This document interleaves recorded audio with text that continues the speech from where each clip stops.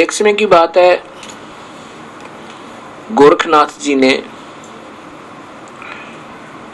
रामानंद जी को शास्त्रार्थ के लिए आमंत्रित किया, चैलेंज किया और कहा कि मेरे साथ शास्त्रार्थ करो। रामानंद जी कौन थे? कबीर परमेश्वर के पूज्य गुरुदेव, और बाद में कबीर साहब की समर्थता को जानकर रामानंद जी ने कबीर साहब को ही अपना हृदय से गुरु मान लिया था और संसार की दृष्टि से वो गुरु शिष्य का नाता कबीर साहब के गुरुदेव रामानंद जी ही जाने जाते हैं। तो उसमें रामानंद जी को आकर के उन्होंने, गोरखनाथ जी ने चैलेंज किया, अर्थात संदेशा भिजवाया कि मेरे साथ शास्त्रार्थ करो, ज्ञान गोष्ठी करो, और जो ज्ञान गोष्ठी में पराजित हो जाएगा वो विजयी होने वाले का शिष्य बनेगा और उसने उसी की परंपरा को स्वीकार करना होगा। अब गोरखनाथ जी ये शिव उपासक और रामानंद जी थे विष्णु उपासक, ये आपस में लड़े, वो कह शिव जी बड़े, वो कह विष्णु जी बड़े। अब एक विभाग के मंत्री, 3 मंत्री हैं, वो एमएलए होते हैं, एमएलए से फिर उनको सीएम मुख्यमंत्री उनको मंत्री बना देता है। बताओ ना, बड़ा और छोटा क्या हो गया बिना बुद्धि के, और विद्वान कहाँ में। तो ऐसे अब यहाँ शंका और आती है भक्तों के मन में कि गोरखनाथ जी तो बहुत पहले हुए थे, लगभग 900 वर्ष पूर्व, और कबीर साहब 600 वर्ष पूर्व हुए हैं। अब बात यह है कि ये सिद्ध पुरुष होते हैं, जब चाहे अपना स्वरूप ऐसे दिखा सकते हैं और तब चाहे सूक्ष्म होकर अंतर्ध्यान हो सकते हैं। ये अपने शरीर समेत भी रह सकते हैं कुछ समय और जा सकते हैं। ऐसे रामानंद जी को उस गोरखनाथ जी ने ही स्वयं आकर के ललकारा था। अब इस बात के मारे सभी वैष्णव जो रामानंद जी के ऋषि शिष्य थे वो घबरा गए कि गोरखनाथ विजयी होगा, वो सिद्ध पुरुष है, दुनिया तो सिद्धि को देखकर ताड़ी पीट देगी और वो विजयी होगा, गुरुजी हारेंगे रामानंद जी, और फिर हमारी ये कंठी और तिलक सब तुड़वा करके वो कानों में वो नाथ बना देगा हमें। इसलिए उन्होंने किसी ने भी उस दिन ना तिलक लगाया, अपना वैष्णव साधु जैसा वेश नहीं बनाया, संत जैसा। तब कबीर साहब ने देखा कि ये तो बखत से सिंगर लिया करते थे, सारे चित्रकारी कर लेते थे, आज क्या बात है, ये कोई भी नहीं तिलक लगाए हुए और ना ही कंठी पहन रखी। पता चला कि ऐसे ऐसे गोरखनाथ जी ने कभी अपने गुरुदेव को ललकारा है और वो सिद्ध पुरुष है। उसने कहा कि जो हार जाएगा रामानंद जी तो सभी वैष्णव को मैं नाथ बनाऊंगा, इसलिए हमने आज तिलक नहीं लगाया।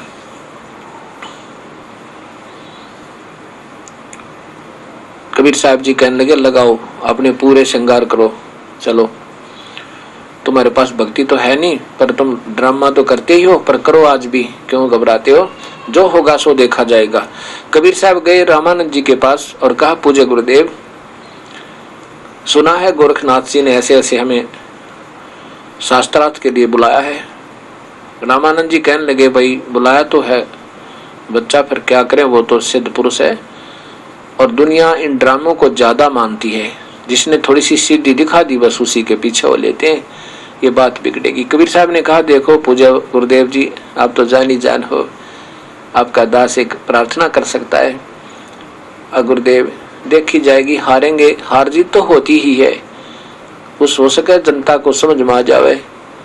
तो इस बात को सुनकर रामानंद जी समझ गया कि जब कबीर साहब ने कह दिया तो कोई खतरा नहीं, ये तो परम शक्ति युक्त है। कहने लगा ठीक है अभी चलते हैं। चले गए और वहां पर जहाँ निश्चित स्थल था वहां आसन लगा दिया रामानंद जी का अलग से, और गोरखनाथ जी जमीन पर अपना एक मृगशाला बिछा के और साथ में एक त्रिशूल गाड़ रखा 6-7 फुट ऊंचा, ऊपर 3 उसके सींग से होते हैं, और स्वयं जमीन पर आसन लगा करके, मतलब मृगशाला बिछा करके आसन अलग से लगा हुआ था, वहां बैठे और कबीर रामानंद जी का आसन अलग से लगा दिया और कबीर साहब अपने गुरुदेव के चरणों में उनके आसन के नीचे बैठ गए। तब गोरखनाथ जी ने कहा कि रामानंद मेरे साथ चर्चा करो और प्रश्न करो मेरे तय। कबीर साहब ने कहा कि पहले गोरखनाथ जी इस दास से चर्चा करो, बाद में मेरे गुरुदेव से बात करो। पहले इस मटके का जल चेक कर लो कैसा है, बाद में कुएं का भी देख लेना। जो मटके का जैसा मिलेगा वैसा ही उस कुएं से भरा हुआ समझो। ऐसे उदाहरण दे करके अर्थात ये बात कबीर साहब ने कहा। तब छोटी सी उम्र के बच्चे को देख करके गोरखनाथ कहता है, अरे कल का बालक तू कब से ये सन्यासी बन गया? कबीर साहब कहने लगे, अगर मेरी आयु पूछा है ना तो मेरी आयु इतनी लंबी है कि तेरे करोड़ों तक ब्रह्मा मर गए, और तेरे करोड़ों तक अरबों तक ब्रह्मा मर गए, करोड़ों मर गए विष्णु, और करोड़ों तेरे शिव शंकर मर गए, मेरी एक करोड़ों तेरे निरंजन मर गए, ज्योत स्वरूपी निरंजन भी करोड़ों मर गए, मेरी एक भी पल नहीं व्यतीत हुई, अर्थात मैं अजर अविनाशी हूँ। मेरी आयु तो ये है, और मैं कब से वैरागी बन गया? जब ना धरती थी, ना ये चांद और पानी सूरज थे, पांचों तत्व और तीन गुण भी नहीं थे, उस समय मैं था, ये मेरा, और उस समय का मैं वैरागी समझ लो। अब इस बात ने सुनकर गोरखनाथ ने सोचा, ये छोटा मुंह बड़ी बात है, ऐसे नहीं मानते ये लातों के भूत, बातों से नहीं मानते। ये सोच के और वहां से उठा, अपने आसन से ऐसे सिद्धि से ऊपर उठा, खड़ा हो, मतलब नीचे से जमीन से ऐसे आसन पद्म लगाए ऐसे आकाश में जैसे पक्षी उड़ा करे, और ऊपर उठ के अपने त्रिशूल जो 7-8 फुट ऊंचा था जमीन से ऊपर का सिरा, उस त्रिशूल के ऊपर यहाँ विराजमान हो गया जाके ऐसे, और वहां बैठकर कहता है कि आ जाओ मेरे बराबर में बैठकर बातें करो। अब सबने ताड़ी पीटी, अकवा जीवा शब्द पुरुष गोरखनाथ जी की जय हो। कबीर साहब ने कहा कि नाथ जी, आपने ज्ञान चर्चा की बात की थी, ये नाटकबाजी, ये जादूगरी दिखाने की बात गोष्ठी में नहीं आती, आपने ज्ञान गोष्ठी की बात कही थी, आ जाओ बात करो बैठ के। तो गोरखनाथ जी ने कहा कि मेरे बराबर बैठकर बात करो, तुम्हारे पास कुछ नहीं है, तुम बातें बनाते हो। 1-2 बार कबीर साहब ने प्रार्थना की, पर वो नहीं माने, अपनी सिद्धि के बूते पर ज्यादा ही सद हो गए थे। कबीर साहब एक कुकड़ी बोला कर, वो कहते हैं हरियाणा में, जैसे पहले बुढ़िया चरखा काटा करती थी, उस पे ताकू के ऊपर एक रील हो जाती थी धागे की, इतनी मोटी कच्चे धागे की, उसको सफेद रील, सफेद धागे का एक गट्टा सा होता था, से बंडल सा, उसको अपने जेब में डाल ले गए थे, पहले ही जान थे वो।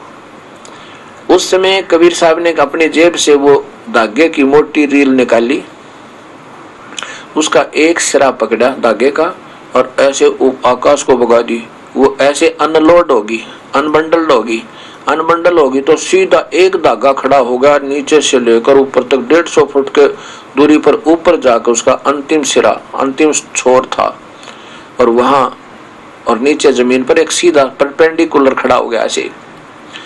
और कबीर साहब वहां से उठे अपनी सिद्धि से और ऊपर पहुंचे। सिद्धि के तो मालिक थे, अपनी शक्ति से ऊपर गए और उस धागे के ऊपर वाले छोर पर जो आकाश में 150 फुट ऊंचा था, वहां जाकर विराजमान हो गए और कहा कि आ जाओ नाथ जी, मेरे बराबर बैठकर बात करो।